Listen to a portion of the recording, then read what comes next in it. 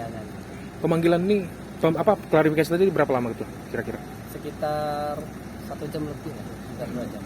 Fokus kita apa sih itu di klarifikasi itu? Kita mempertanyakan tentang kegiatan-kegiatan yang dilakukan di sana dan sebenarnya sejauh apa sebenarnya kegiatan dilaksanakan. Dulu apa kok? Untuk selanjutnya apa saja mungkin yang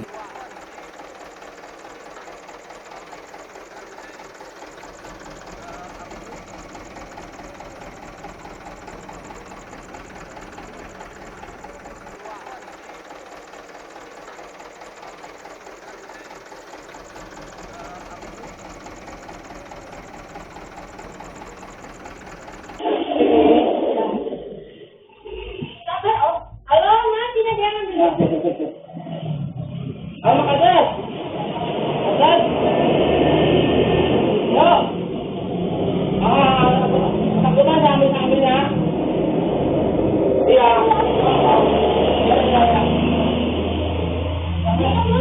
Barang itu si pembeli ini mengambilnya dalam jumlah kiloan, jadi langsung satu kemasan yang diberikan kepada orang-orang yang mengambil terhadap FN ini melalui TA dan salah satu yang masih kita kejar atas nama inisial ID. Dalam jaringan